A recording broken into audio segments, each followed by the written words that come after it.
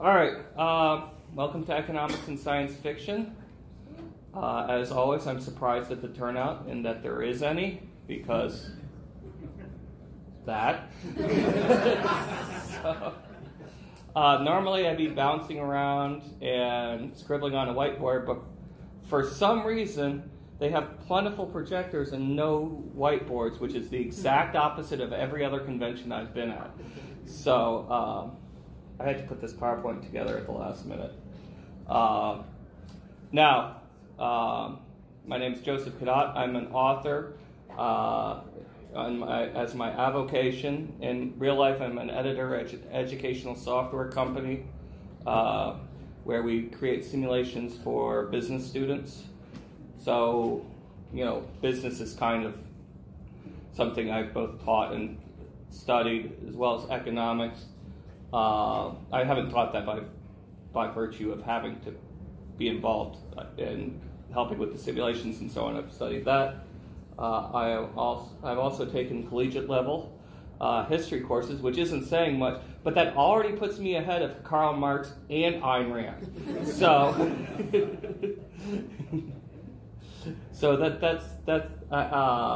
I'm more qualified to talk about economics than either of those two. Or history, considering there's this saying that as an economist, Marx was a great historian, and as a historian, Marx was a great economist. So, and of course, Ayn Rand is, well, I'm going to be ripping on them, in case you couldn't guess. Also, multiple other people. But you're here to discuss economics and science fiction. I encourage questions as long as you raise your hand and are polite. You can insult me, but please don't insult anyone else here. So that's the rule. So first off, we have to discuss some ground rules and some basics on economics. Economics is the study of choices and how people make them in a network or system.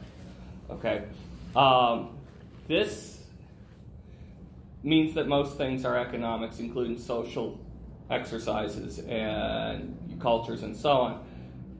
I'm not going to go that broad, but economics is, if not, it isn't, as Marx postulated, the only thing that drives history, but it is absolutely the most important thing that drives history. Okay?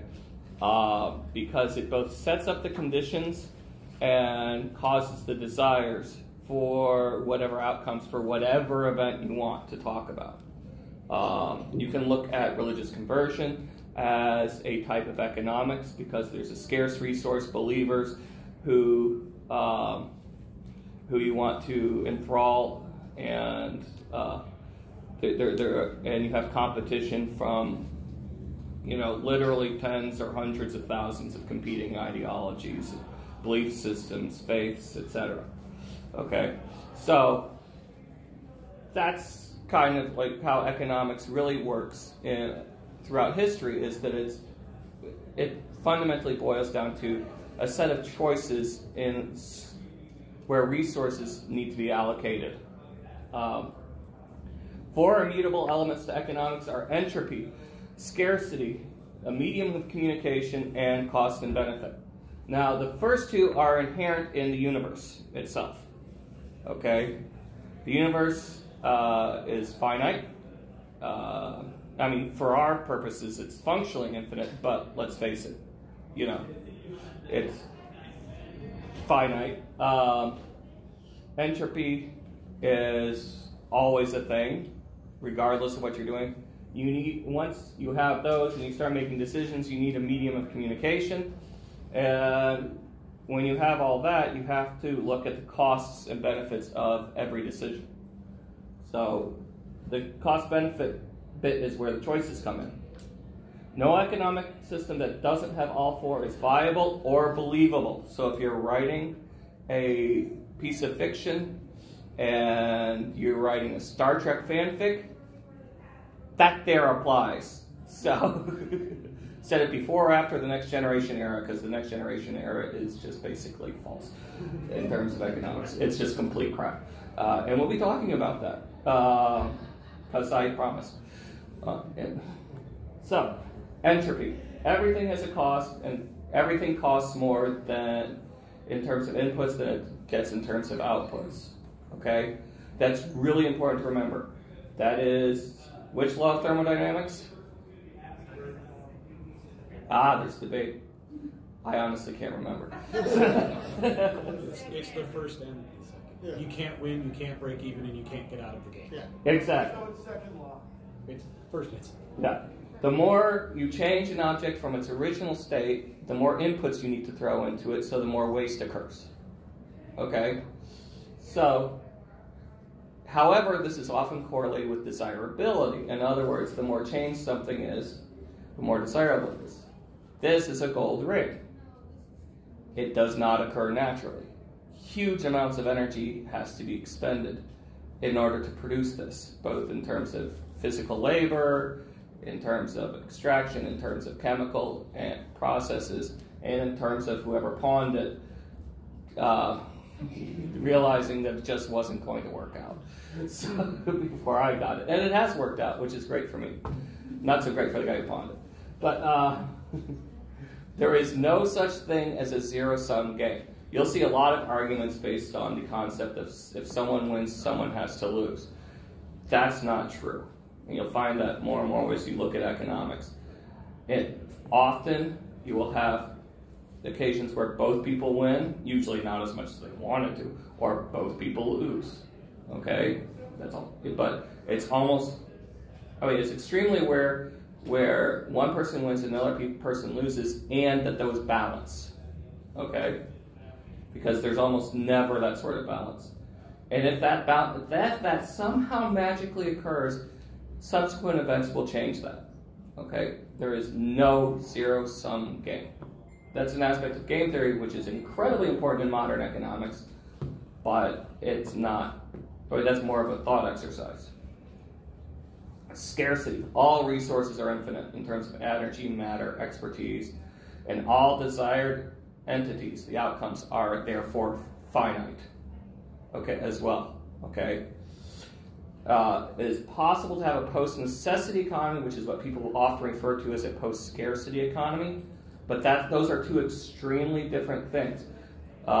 Post-necessity economy, I'm actually wrong there. I've remembered that Roman citizens existed in a post-necessity economy for multiple times throughout, because they had a grain dole and provided housing, although the provided housing was basically a tent or something similar. And they had fresh water, and healthcare was free. So there was, in fact, there are post-necessity classical civilizations, and the Incan Empire is another example of both functioning communism, which is weird, and second, post-necessity. There is never going to be a post-scarcity economy by virtue of the fact that everything is finite. And you yourself might find yourself in a post-scarcity system when you have everything that you need in order for you to function and be happy, but that doesn't translate in the long term. This is another reason why Star Trek is rubbish. So, there are immutable things which are built into the universe, time and space, which are fundamentally limited. Okay? You can't occupy the same space as someone else, not without exploding, and taking out everything around you. Depending on how much mass you have, that's how much energy happens to come out of that. And everything can't happen simultaneously for you. You're expending every second you stay and do something, you're expending that second, and you can't get it back. You could be functionally immortal in all ways, but you have expended a second. Okay? This means the value of the second is radically decreased, but it's not non-existent. So that's why, just based on the structure of the universe, you can't have a post-scarcity economy. There's also skills, which are transferable to some extent, but also take experience as well as education in order to acquire. So that's not true. That's a scarce resource. and individuals. You know, you can always find more humans, but you can't always find more specific humans. Okay? You know, this is why millions of people will die for an emperor. The emperor is irreplaceable. The millions of soldiers who have been enslaved into their peasant army are not.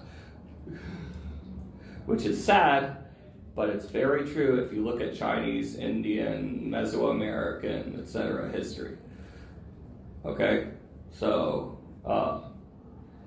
you know, so there's no such thing as a post-scarcity economy. Once a decision is made, unless communication of that decision is transmitted, it doesn't exist. Okay? Either some way you have to exchange the information that you want something with whatever it is that will let you acquire that thing. Okay? Traditionally, it's do it or you die. So, or some variant of do it or you die. It might be do it or you starve next year, or do it or, you know, I take your eldest kid, who may be a brat, but still. You know, etc. It all boils down to force. Okay? The thing is, I'm threatening force by doing this. You're getting in return me not doing what I was going to threaten you with. Okay? That's the simplest form of exchange. And that's far and away the oldest. Pretty much everything does that. Then there's barter. Barter predates humanity by quite a bit, but it occurs frequently in great apes, especially. I wouldn't be surprised if corvids and octopi, which is a legitimate plural, never mind what John Oliver says, of octopus, if corvids and octopi and elephants and so on do use barter. Chimps barter using everything from sex to nice rocks to anything, to sticks, to food, etc., to grooming, and so on. Bonobos pretty much barter through one thing, prostitution, and that's pretty much it. But they barter. So once you reach a sufficient level of complexity, though, barter isn't sufficient because you have to set up a chain of bartering so large it becomes impossible to communicate your desire to the target, which can deliver that desired object or entity. So that's where money comes in. Money is just an agreed upon method of communication. Okay? If you don't have money, you have to invent it. And reason number 3 Star Trek sucks. Well, it doesn't suck. I enjoy Star Trek, but the economics in Star Trek suck. Because, let's face it, they're playing poker on the Enterprise. And what are they playing for? Sexy time with Riker or the holodeck. Both are scarce resources. Okay? So, and you know Riker's just bartering that every which way. So, sexy time with Riker on the holodeck is a super win. That's what we call a scarce commodity, which can then form the basis of a currency. So, you will create, just by necessity, money. Okay, cowrie shells are the single most common form of money prior to humans having government-issued money, and that includes gold, by the way. Cowrie shells were the most common form of currency, and they occur across the world. Okay, so if you had a bag of cowrie shells, you could buy the gold that you need to trade with the Chinese. Okay, but, and this is important, if you still have a bag of cowrie shells, it's probably worth whatever you can get some idiot to buy them for, so they can string them on a necklace and wear them around the frat. So, you know, not worth as much anymore. There's all sorts of countries which have devalued their currency or don't exist anymore. The Confederate States of America is a perfect example of this, where a currency once existed as a viable means of communication, and all of a sudden no one was speaking that language. And that's really what happens when you get rid of a currency, is no one speaks that language anymore, because money is a form of language. So if you don't have the economic communication, nothing happens. So an economy doesn't exist. You're doing it all yourself. you yourself doing something is not an economy. Economy has to be an interaction. Cost and benefit is where you get down to choices. You always must make decisions between multiple options. There's what's called an opportunity cost, and those are the various options which you could have chosen. Okay? For example, each second you spend here, it has an opportunity cost of maybe going and watching the kids outside do their little dance recital, which is interesting and probably more enjoyable than this. But, so that's an opportunity cost you have. Or you could be spending that second in your hotel room watching Netflix, if you have a Netflix account. And again, that's an opportunity cost. Every choice you make has an opportunity cost. So to make a sensible choice, the benefit has to outweigh the cost. Okay? And that's called cost-benefit analysis. As long as the benefit outweighs the cost, it's profitable. It may not be the most profitable thing you can do, but it is profitable. Okay? You will never do the most profitable thing you can do. You will also never do the most lossy thing, and that's a real word, thing you can do. Okay? So at least you're bounded by that. Where's got rid of my thing about profit.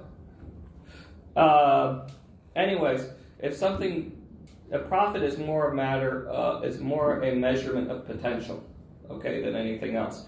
If you acquire profit, that means you're acquiring the potential to do something else. Okay? If you are operating at a loss, you're losing potential to do something else. Okay? Think of it as terms of like economic energy. It's, on one hand, you're banking it and you can then expend the energy. On the other hand, you need to acquire it. Okay? And the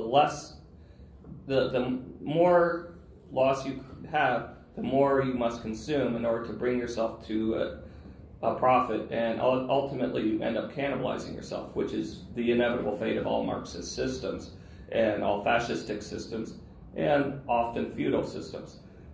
Or any system which involves slavery on a large scale will also end up this way.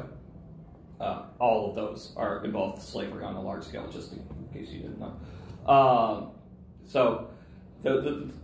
This way, profit can be a measure of the efficiency of your systems relative to your needs.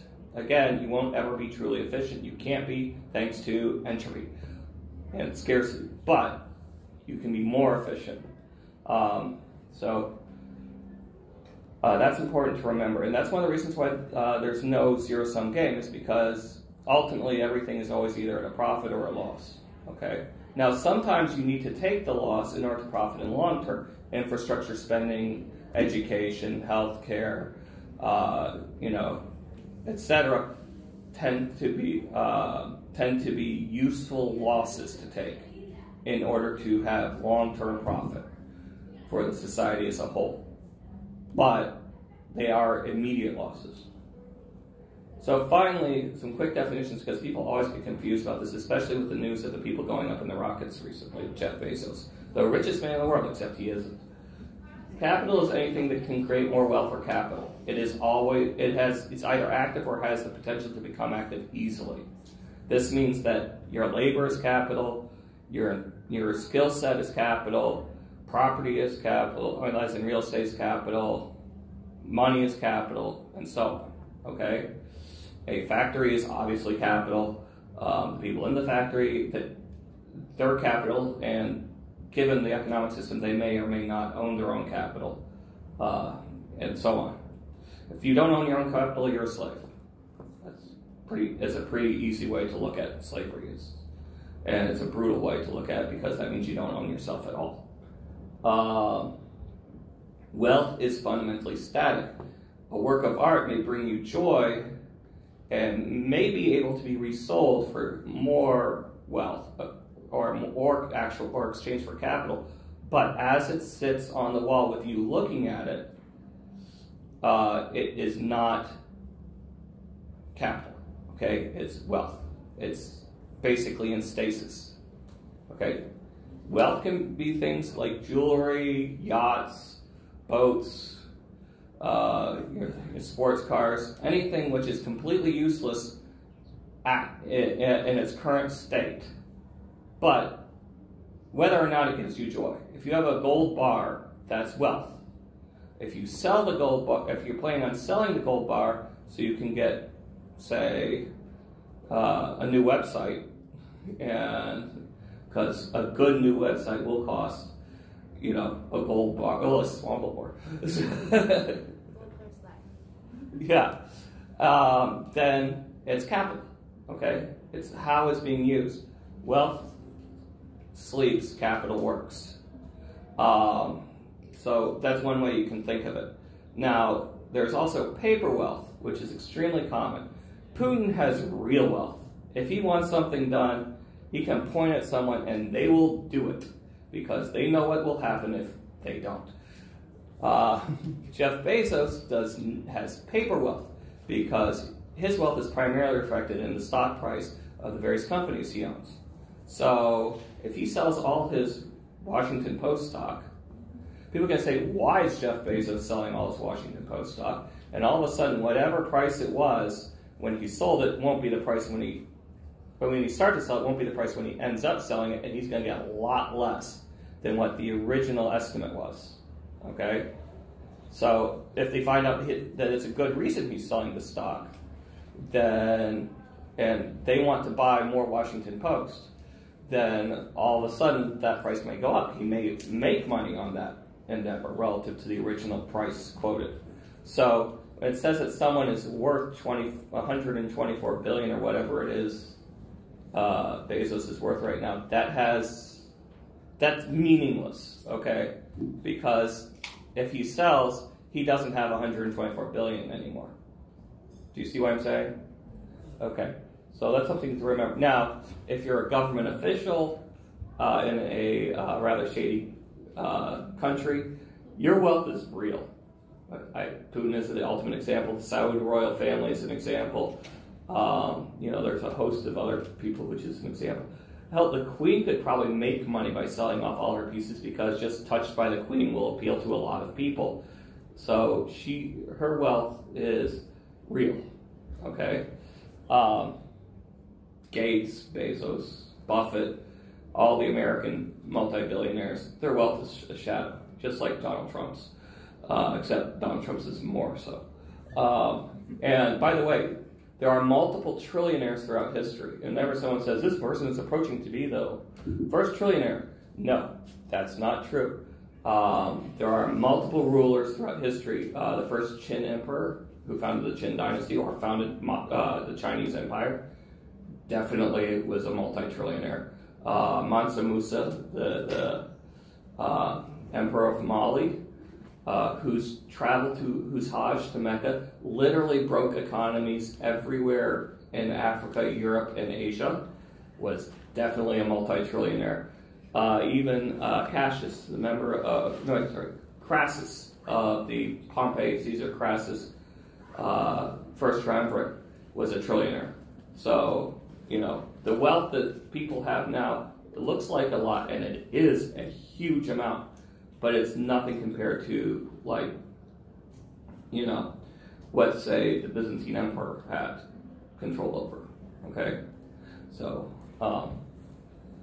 anyways, they couldn't build the Taj Mahal, for example, like the Mughals could, you know, just because, hey, I want a tomb for my favorite wife, so you can't do that. Let's go on to real science fiction. Yay! So, any questions about any of that came before? Any comments? Anybody who knows better? Because I know some of you know better. At least potentially. Yeah? So would you say a slave would be wealth or capital?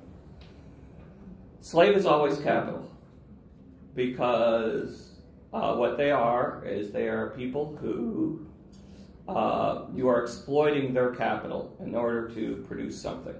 They are inefficient capital because when labor is exploited as opposed to volunteered, it is always less efficient. Always. Okay? The Nazis, the Soviets, the pre-Deng Xiaoping Mao dynasty, they all discover this. The Confederate States of America is a perfect example of this, which I'll get to in a little bit, actually. of a completely inefficient system. You really, really, really, really don't want to use slaves. Even if they're droids, you really, really, really don't want to use slaves, okay? Not just for the morals reasons, which should be enough, you'd think, but from an economic standpoint, they are also extremely inefficient and ultimately costly, and they will bring down your society. So, you shouldn't use cells. What? You shouldn't use cells. Do cells have self-determination? Actually, somewhat. Okay, well, maybe... But the problem is, you're made of cells, and they age, and eventually you die. Yeah, but they usually reproduce and replace. But, and this is the key element here, whether or not the cells are coerced or working voluntarily, they result in the same outputs almost all the time, for all intents and purposes, okay? When you have free will, and yes, that's a thing, I'll fight you. I see you Presbyterians out there. If you have free will, then the decisions you make internally as a person, even if you think you're a happy slave, which is an oxymoron if there ever was one, even if you think you're a happy slave, you aren't working as efficiently as if you were doing it from your own free will. Okay? That's very important because you will find efficiencies just by virtue of the intent of your actions that you wouldn't otherwise find.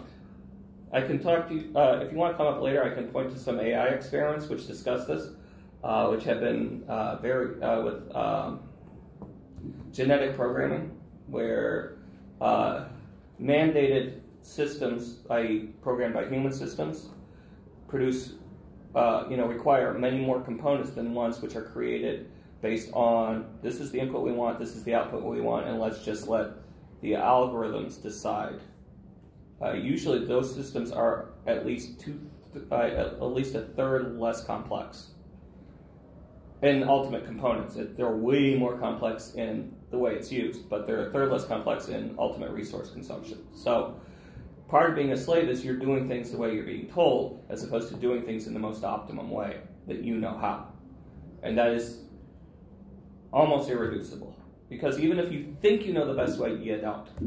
That's a given. You never have perfect information, and this is why command economies fail, and you never, ever have optimal resource allocation and distribution and management. You just can't, thanks to our good friend, entropy. So, Dune is fundamentally a feudal mercantilist system. Mercantilism is an economic system that predates capitalism. Capitalism is a direct refutation of mercantilism. What Marx was talking about in his discussion to refute capitalism wasn't capitalism, it was mercantilism, which is part of the issue. Mercantilist is basically state-granted monopolies or oligarchy or oligopolies, like cartels, perform large-scale economic acts.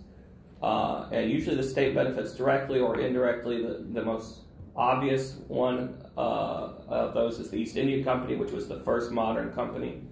And the reason why all companies are people, believe it or not, because in 1610-ish, they decided that in order for this to work legally, the easiest way to do it was to make a company a person, and it's been like that ever since. So if you want state companies to not be people, go back to 1610 and change their mind, because common law works that way. So, what? I'll hail Coca-Cola. It's ruined. There's so much damn Pepsi in this place, it makes me sick.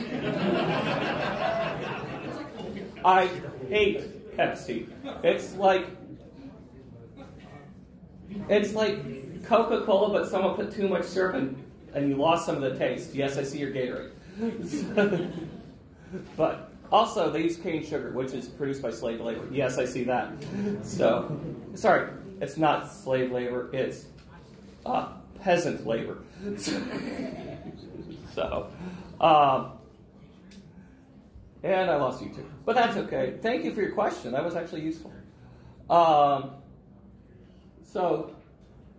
Dune is a feudal mercantilist system, and feudalism dovetails into mercantilism pretty easily. Basically, you have the guilds, which are the mercantilist side, where you have, and also it's guilds are also feudal, where you have the Spacers Guild, for the perfect example, the Navigators, where by necessity this is tightly restricted because only certain people can become navigators. They have to undergo ridiculous amounts of training, and there's a huge amounts of physical changes and maintenance in terms of healthcare and so on, just for them to stay alive from that point on, right? Okay, by the way, I know a lot of people don't like David Lynch's Dune. I think the visualization in David Lynch's Dune is amazing. I think that I can't pronounce his last name, the French guy, is going to do probably a better job telling the story, but I don't know how he can beat Lynch's visuals with the wonderful costumes, the navigators, and so on. But, but the other thing, is that these guilds and the Bene Gesserit function as a guild as well. And I believe so do the Mentats. I'm not positive on this. They do. So this also centralizes power. In each of those cases, there's a reason for it, because the ridiculous amounts of training, exposure to fun drugs and not so fun drugs, and the conditioning, the literal psychological conditioning required in order to basically replace computers and robots is extreme modification of the human, and therefore it makes sense. And it also maximizes power in these things. That's not a side effect, that's a direct impetus. Okay? So, the noble houses in a feudal system act as and the same thing in a mercantilist system, except it's the companies act as agents of the emperor, right? They run the planets, they handle scarce resources produced by those planets, especially spice melange. Melange, by the way, just means mixture, so technically you can look at that as either potpourri or, my favorite, Lowry's. So, anyways, so feudalism, seen from the individual perspective, is the worst economic system, because it turns everyone who isn't in a guild... what? I'm missing some things. I'm literally missing slides. Like I said, I just made it. It's my fault. So the perspective of feudalism from the perspective of the emperor and the nobles and so on is it's great. Feudalism keeps things stable. Mercantilism keeps things stable. Do you want to go on to Star Wars? Yeah. You can build a Death Star every week. The Emperor could. Easily. No problems. The amount of resources to build a Death Star can be found multiple times in our own asteroid belt. You could literally build a Death Star every week in this solar system alone for hundreds of years and never run out of resources, especially if you included the Oort cloud and the Kuiper belt. Okay? However, there's a limiting resource, which is the Kuiper crystals, which are used to power the Death Star laser. So if you want these giant bases that travel through space and just have 50,000 stormtroopers and a bunch of Star Destroyers and, thousands of TIE fighters and all the rest, Sounds really efficient. Yeah, but you could literally put one in every solar system, built in that solar system, no problem. It's because the empire is big enough, and there are more than enough resources in space like that. I would not be surprised if our ultimate ships to other stars are converted comets, which means they would be miles or tens of miles in diameter. Because, hey, ice is a good insulator. It's also a good fuel source. So Death Star isn't difficult to make for the Emperor. As long as you have the Kuiper crystals, which is the scarce resource. So, but at the other extreme, Star Wars is a mesh of systems into kind of a meta economy or an ecosystem economies, okay, where they have to work together, and it varies by culture and region and necessity and any number of other things, and it's meshed together and it works pretty well. So some groups are feudal, like the banking clans, for those of you who watch the Clone Wars series, which is excellent. Some are kleptocracies, like the Hutts. Some are capitalist variants. The Republic and the Empire are both capitalist variants. Some are autocratic, like the First Order, and some just are also kleptocrats, which are the Jedi.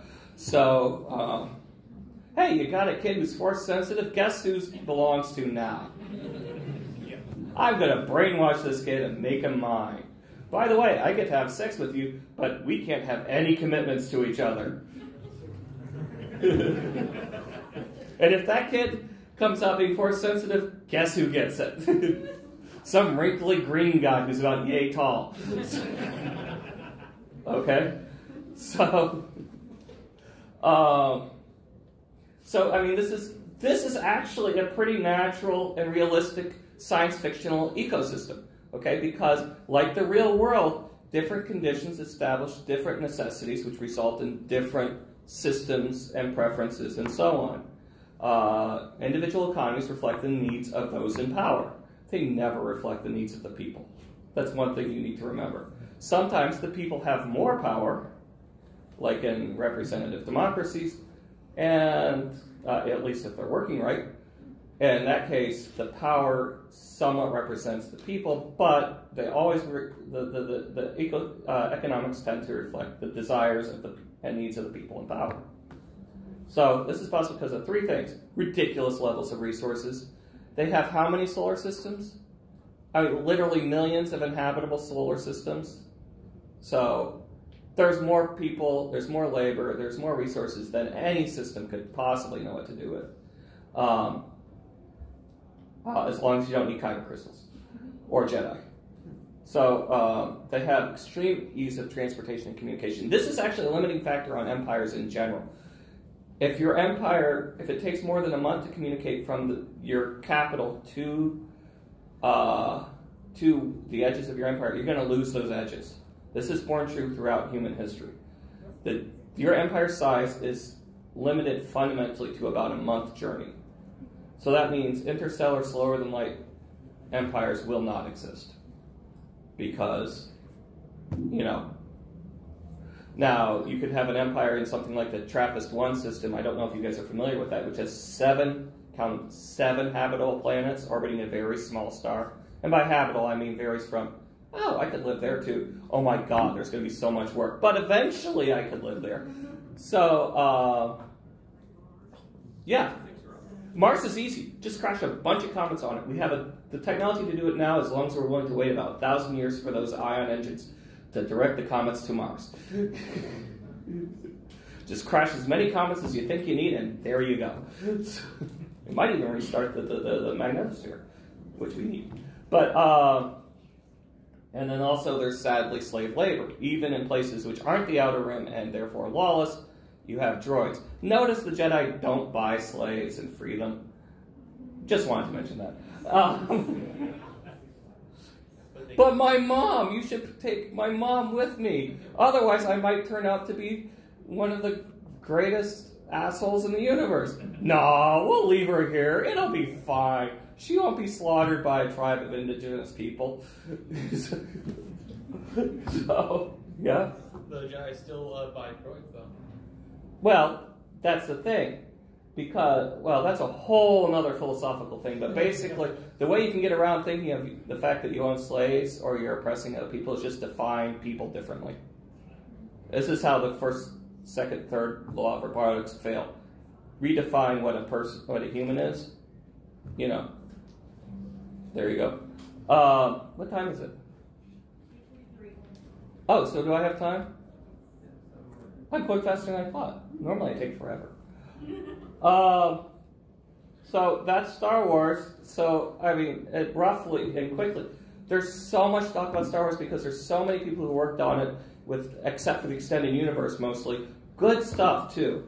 And BioWare, Dark Horse, and there's another, the Thawne series accepted. There's so much good stuff in Star Wars, and this is one of the reasons I think that Star Wars is fundamentally, ultimately more realistic than a lot of so-called hard science fiction like Heinlein, is because the science may be rubbish, but the way people interact is much more accurate. And I can buy into some weird super science that allows for the Force or extraversal. I mean, like Mass Effect Zero, you know, the Mass Effect, the titular Mass Effect for Element Zero. I can buy into that easier than I can buy that no one wants a car. So, do you know what I'm saying? I mean, that's more realistic to me. I'm not saying I buy into that. I write very, very hard science fiction, where I actually check with physicists to make sure things are possible and so on, and biologists and so on. But it's easier for me to think faster than light travel is possible than it is for me to think that religion doesn't exist. Because even if you don't have a religion, oh, I see you. Sorry, my wife pointed you out. So I was wondering, how do you think stormtroopers fit into that? Like both the clone versions and then... Oh, the clones are definitely slaves. And again, the Jedi had no problem that they are indoctrinated from an extremely early age, i.e. before birth, to be throwaway troops. And one of the great things about the Clone Wars is it very accurately reflects the attitudes in the Crimean War, with where the Jedi are basically the nobles and the commanders, and the clones were everybody else, and everybody else is expendable. There's a very good sequence, I think it's 3 or 4 episode long sequence, where a general just decides, I'm going to throw the clones at it and see what happens, and then when that doesn't work, when not enough clones were killed, I'm going to pit my clones against each other and see what happens then. So, I agree with that. The stormtroopers in the Empire enlist. So, they're there voluntarily. Yeah? What? Those are enslaved. That's not Empire, that's First Order. Okay. But we see in Solo, as well as elsewhere, that people enlist. Yes? I don't know if you know the Warhammer 40,000. It's crazy. That's an interesting case because the cost is so high for interstellar travel to exist. Interstellar travel is also essential to keep the worlds fed. But the cost is literally, what, 10,000 people a day? Well, kind of that, plus also, if you don't have a navigator and you don't have a yellow field, when you go into the warp, you could actually go backwards, sideways, forwards, and time. Well, also, isn't going into the warp going to hell? Basically. Yeah, you could just die. I mean, It's yellow field. It's basically so demons doesn't come in to either possess you right. or kill you. So interstellar travel requires you to go through hell. So the scarce resource being the Emperor, and if the Emperor ever dies, no one can travel safely from place to place. That's literally what the term grimdark literally comes from their advertising material. Okay, and grimdark is edgelords is pretty much describes everything you need to know about that. It's a fun game to play if you have ridiculous amounts of money and time. So, but I've played, yeah. I was going to jump to a slightly different subject, but have you read Jason Liu's Dark Force trilogy? Not yet. Okay. I'm going to pretend that I'm going to read it. I actually do want to read it, but my list of books to read actually grows faster than the... I understand. I would love to get your take on their theories, but if you haven't read it, I don't want to spoil anything. Oh. Is there a way you can address some of that? Because that's an interesting thing, because it's a Chinese national, right? He's a Chinese national writing about a lot of different things from a very different perspective of mine. So is there a way you can express this without spoiling anything, especially for other people who haven't read it? But actually will read it as opposed to just pretend to read it. That's the problem, is the theories don't really get explored until the end of the first book. So okay. I don't want to spoil anything. Okay. Yes? I know curious to hear your opinion on what economic disaster the invention of a replicator would cause. None. I'm not kidding. I am not kidding. That's a very good question. And I love that question. And the thing is because a replicator is just an iterative state of what we've been doing since the beginning of the Industrial Revolution. If you look at the Jacquard loom, which was the first modern robot, fundamentally, because you had a programmable machine which could do what a human could do, okay? There were robots that preceded this. The most famous ones were in the Byzantine Empire in the early Middle Ages, or what people mistakenly have called the Dark Ages, where the Byzantine court and the Muslim courts both had programmable robots that would sing, act, do all sorts of little tricks, etc. So, and you could change the code, literally change the code to make them do different things. And they would react to stimuli, too.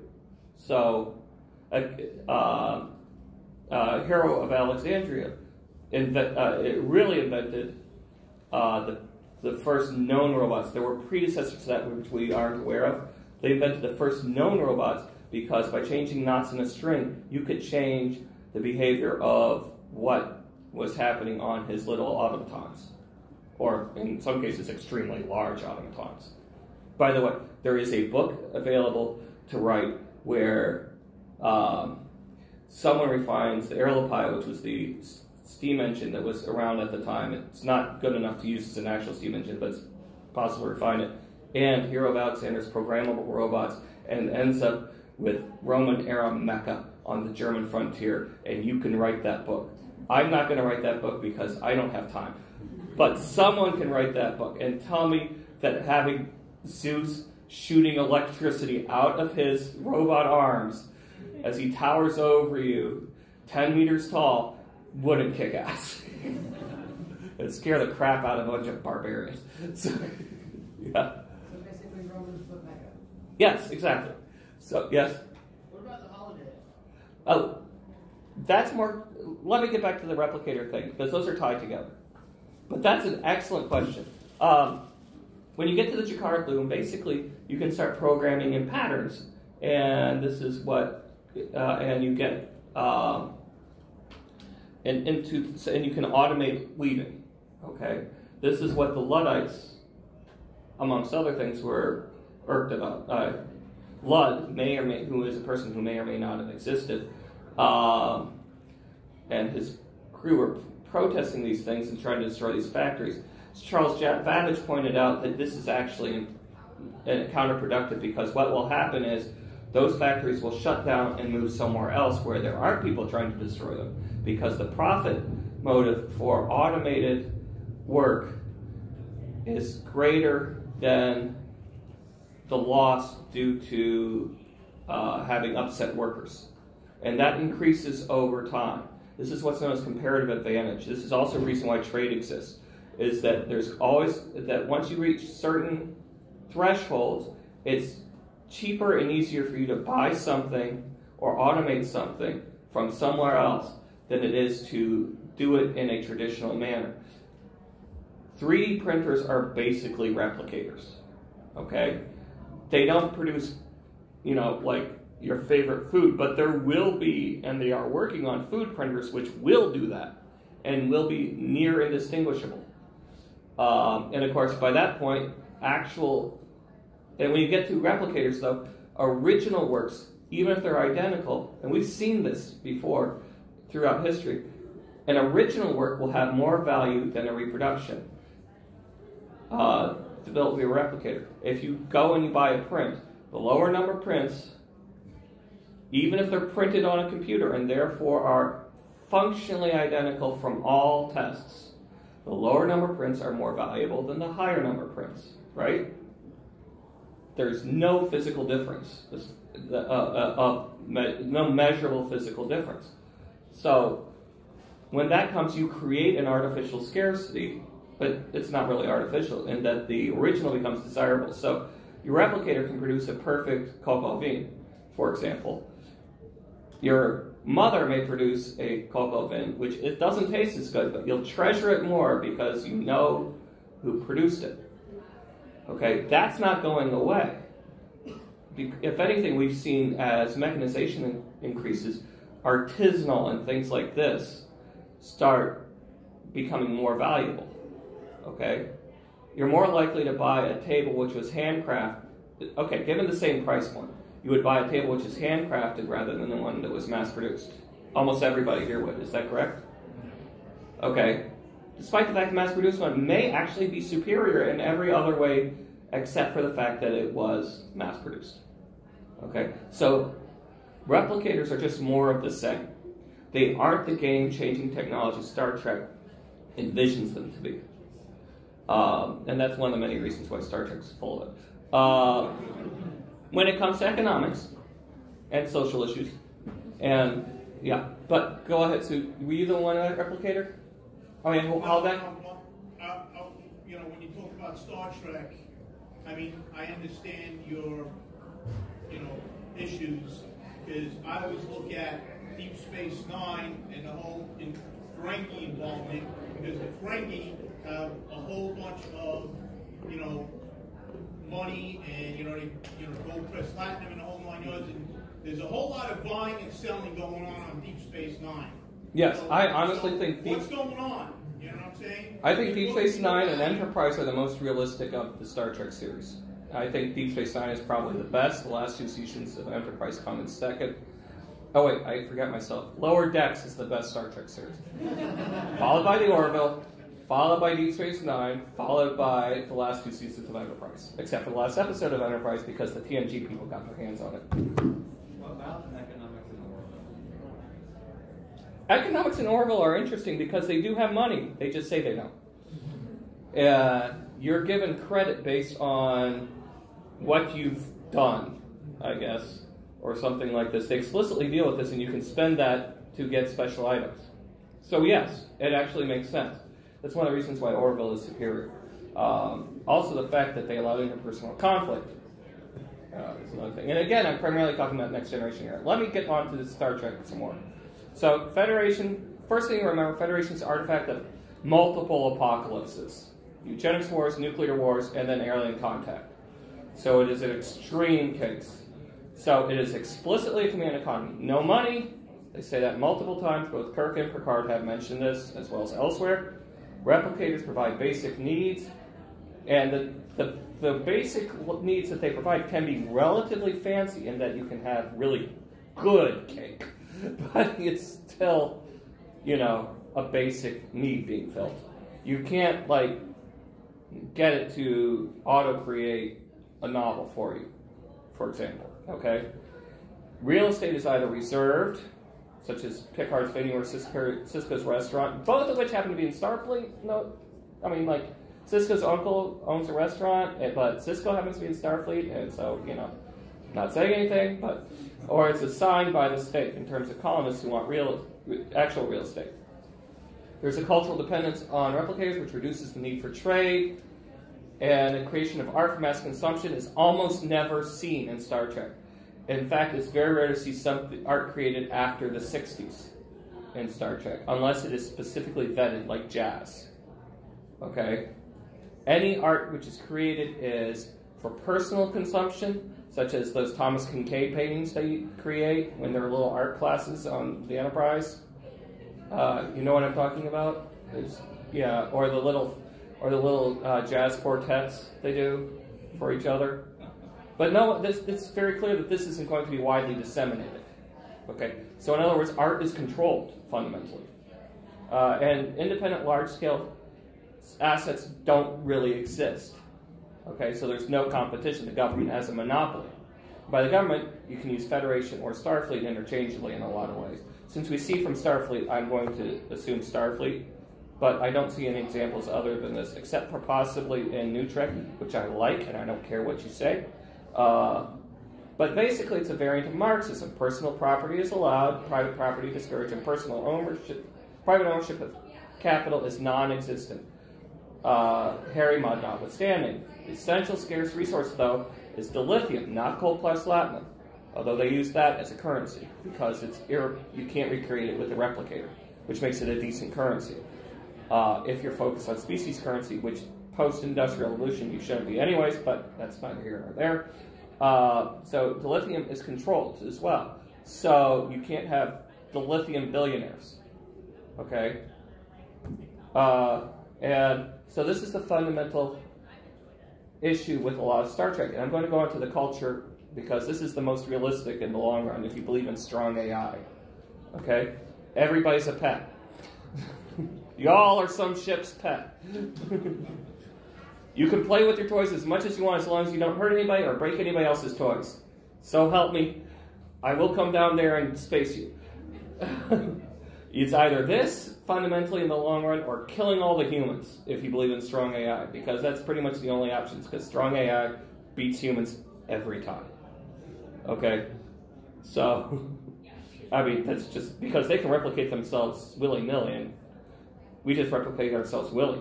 So, and it takes, getting a strong AI up to speed takes, maybe years, we don't know, but it definitely takes a lot less time than the 40 plus years it takes to get a human up to speed. So, so let's go back to questions and comments. Anything about the general thing before we go back? And I'm happy to talk about the foundation, Heinlein, any number of other things. Which screen do you want me to put up? Oh, I was just taking a picture of that screen. Okay. So, yeah. I was just wondering if you have any comments about fireflies. Firefly is interesting. It's actually pretty well done economically. Herd animals are extremely useful, especially on rough terrain, because A, they reproduce. So just make sure you got 2 genders, or more likely a big bag of ovum and a big bag of man juice or cow or bull juice, and mix them, and you get more. And so those are a great idea. Horses are a great idea because horses can be used as draft animals, same the way oxen can. And you can even get milk from a horse, though God knows why you'd want to, unless you were a Mongolian. But so this makes sense. Firearms, traditional firearms, are incredibly useful, and actually that's something that disappoints me about a lot of science fiction in the past, is they had lasers and so on. But it's easier to make and maintain a pistol using a traditional ammo. There's a reason why this is a mature technology, and we've been hard-pressed to deal with it. The ability to contain and then distribute the energy, which is what all weapons are. Methods of moving energy from you to the other person, hopefully in a destructive way on that end and not on this end, right? So chemical explosives are extremely efficient at doing this. And they also work in vacuum and inclement weather and all sorts of other things. So I like that. Now, I'm not saying that lasers don't have their place, because they really do. But especially because lasers have infinite range, and they also hit pretty much instantaneously. If you can see it, you can hit it. Maybe not with any great accuracy, but hey. But I love that part. I love the ready-made structures. Colonies are going to be ready-made, mostly, or at least fabricated along specific plans. This was true throughout history. If you look, how many of you played Red Dead Redemption 2? Okay, first off, everybody play that. It's buggy as hell, but it's an amazing game. Just like Cyberpunk, buggy as hell, but amazing game. Red Dead Redemption, you order a kit home. These were things where they would deliver all the pieces and you would put it together. And that's pretty much the way frontiers have happened. If you look at the way the Romans spread their towns, started with legions, basically building kit houses and buildings. And then a city would grow around that. Same thing with the Persians, same thing with the Chinese, etc. So I think Firefly does a good job economically. I have great difficulty with the tropes that Whedon insists on having, especially with regards to women. But, the world building is pretty good. And I especially like that it's all within a single solar system. Okay? That's important. That means that you're not breaking any laws of physics by having people communicate or travel from point A to point B. I mean, you are, because they clearly have gravity on their ship, which is going this way, but yet their feet go this way, and that's not right. But otherwise, I understand the convention. So.